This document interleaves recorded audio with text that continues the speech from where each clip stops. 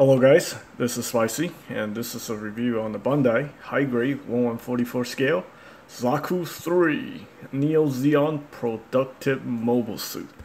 Yeah, very productive indeed.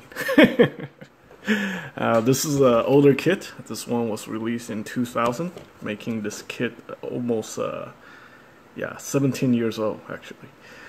We have some pictures of the Zaku 3 here. More pictures of the Zaku 3. Original retail for 1500 yen. That's a suggested MSRP, but I don't think many people sell it for that price. Anyway, they either sell for more or less. Alright, so yeah, this is Zaku. That's actually made from Gundam alloy composite. Very interesting. Armaments. Head beam cannon. Wow, I didn't know that. So he has a beam cannon on his head, I guess. Beam cannon, beam saber. It's like a beam cannon with the bayonet attachment. A beam rifle. Actually, kind of weird. Doesn't make a heat saber. Oh, okay. So this thing right here, this is a heat saber. It's attached to the beam rifle. Beam cannon, beam saber. I don't know where that is. Well, anyway, it's actually a very interesting kit. Alright. So, since it's a relatively older kit, you need to do a lot of painting. Like the beam saber actually came in this color. And I had to paint the other one. This one's just a spare. Yeah. And the weapon is just one gray color. You have to paint in the color, the power cables. You need to paint in the camera. It's a lot of work. Even this thing, this is all gray. You had to paint it into this color to match whatever it is. So yeah, tons and tons of work. I spent more time painting this kit than actually building it, because this thing actually only took like 40 minutes to put together. The painting took about 3.5 hours. So yeah, here we go. More pictures of the Zaku 3. This is the missing link between the Zaku 2 and this guy, the Geara Doga. So the Zaku 3 was developed into this thing, into the Geara Doga. As you can see in Char's counterattack. As you can see, they're very similar in height, and they're sure, more similarities than the Zaku 2 to the Geara Doga. Yeah. I will also be doing the Geara Zulu, which is the successor to the Geara Doga. Alright, so anyway, I already talked about most of the accessories. We got the beam saber here. I had to paint this one gold, because I think yellow just doesn't look too cool. So yeah, it's got a gold color beam saber. Zeon's beam sabers are always yellow, while the Federation's are like pink. Yeah. So I got this gripping hand here for this beam saber. We actually have 2 trigger fingers, trigger hands, so you can have him hold the beam rifle on either hand if you like, and another gripping hand, so if you want to dual wield beam sabers. Alright, and this right here is the heat bayonet. Yeah, it's like a heat actually they call it the heat saber, but you can attach to the beam rifle as a bayonet. So yeah. So what's some people have been asking me what's a heat hawk and what's a beam heat saber. Basically, if you guys watch some YouTube videos, these are just like those 1000 degree knife versus something. They just superheated like the sword and use it as like a weapon to cut through like metal and material and stuff like that. Yeah, while the beam sabers are actually energy based weapons, kind of like a lightsaber in Star Wars. Yeah, anyway, so let's take a look at this kit. So we got this very cool beam rifle with the beam heat saber attached to it. I think it looks better without it. Yeah, I think let me know what you guys think. The attachment point here is just a polycap, which I think is kind of cheesy that they did that. But yeah, I preferred without the heat saber attached to it. So yeah, it's not a very solid connection. This thing sits kind of loose in the hand, and you can see the trigger is not even touching the trigger finger is not even touching the actual weapon. So that's slightly a bit disappointing right there. And can you believe they actually re-released this kit in 2017? That's a P Bandai. So yeah, $40 for like a 17-year-old kit.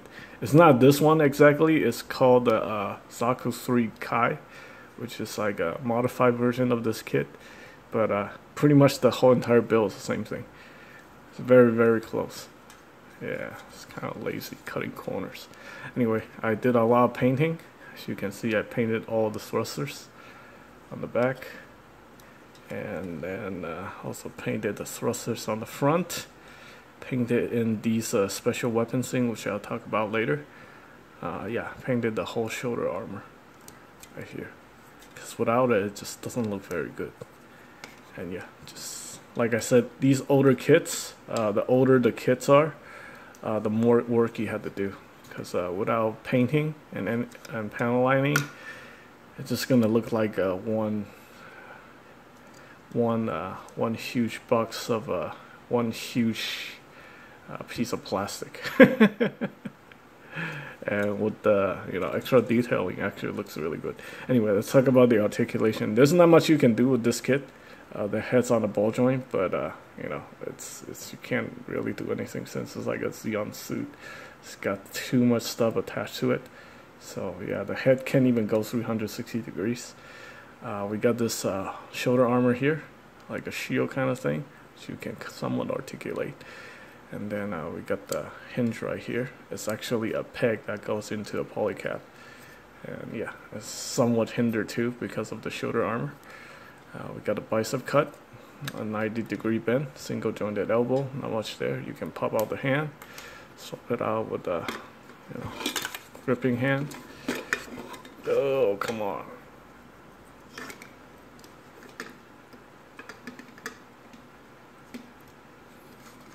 There we go. Yeah, the kit feels a little loose because it's old.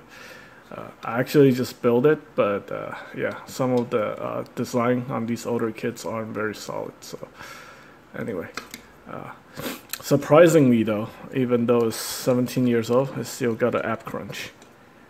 Because the top half is this is a different piece, connect via polycap. Then we have the 300, we have a sort of you can actually go 360 because of this hinder right here. It's blocked off right here by this back piece. So you can rotate the waist as far as you can go. You can move the top independently, which is pretty cool. It's got this humongous backpack. It actually doesn't get in the way. What gets in the way is this piece from the back skirt. So yeah, you can articulate these fuel tank pieces right there. Now I have to tell you guys one thing. A lot of people have been asking me, does all these mobile suits run on fuel? No, they don't. The fuel in these fuel tanks are for propulsion, like for the jetpacks and the thrusters. Most of these mobile suits are actually powered by nuclear reactor. They have their own independent nuclear reactor, so they don't need fuel. They don't run on gasoline or whatever, petroleum. And yeah, for this one, we do have this shoulder armor, which you can kind of move independently, but there's really not much you can do there. I painted it with metallic gray and then use some silver for the spikes to make it look better. Alright, and then you can actually lift up the front skirt. Surprisingly though, these front skirts are actually weapons. So we have handles right here. You have to see this the red piece right here. I think it's like a beam-based weapon, and it's really cool. It's connected to the power cable. So just like in the manual, or on the box to show that you can grab on to these handles and use it as a weapon. And he actually did this in the anime. If you watch ZZ Gundam when he's fighting, I think the double Zeta. Oh, if I only can get it to work. Alright, so yeah. It's a skirt beam weapon.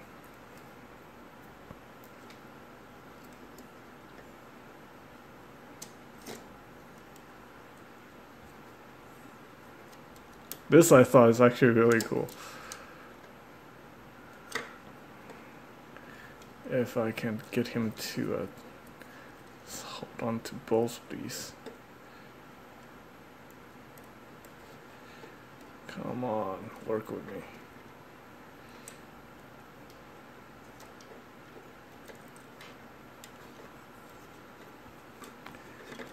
Probably have to bend the arm a little bit.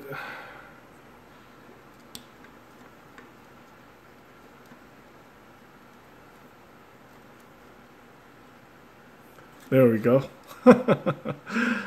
That's pretty cool. Alright, and then legs are just on your basic ball joint. One of the thrusters came off. So, let me just show you. You can pop this leg off very easily, like that. On a polycap with a ball joint. There's really not much else you can do with this. These pieces, I recommend gluing these in, because a lot of times when I was like moving this kit, whilst moving the legs, these pieces tend to come off.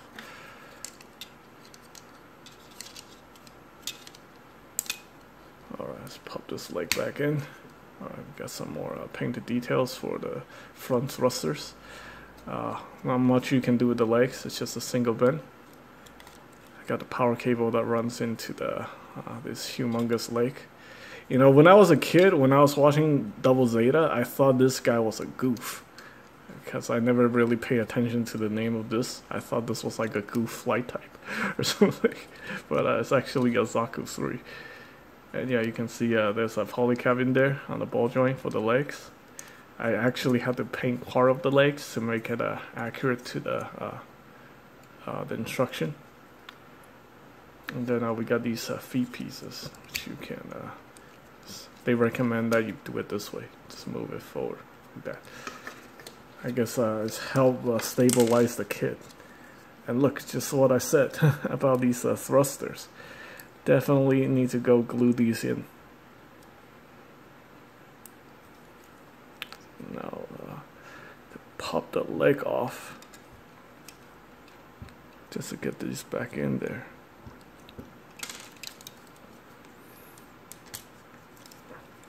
Yeah, it's a pain in the butt, so I recommend gluing these in, because sometimes when you're holding onto the kit, you might actually just put your finger here and then this will just pop off.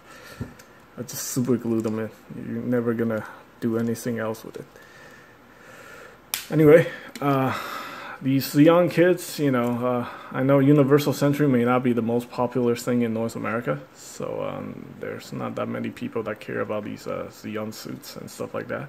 I'm a big fan of this Zeon suits. They're actually my favorite, so yeah, it's keeping this one for myself. So pretty cool.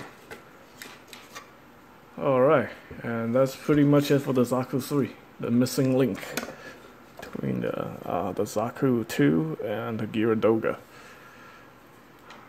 If you want to see this guy in action, you have to watch Gundam Double Zeta, or Double Zeta Gundam TV series. Anyway, that's pretty much it. Hope you guys find this information helpful, and as always, thanks for watching.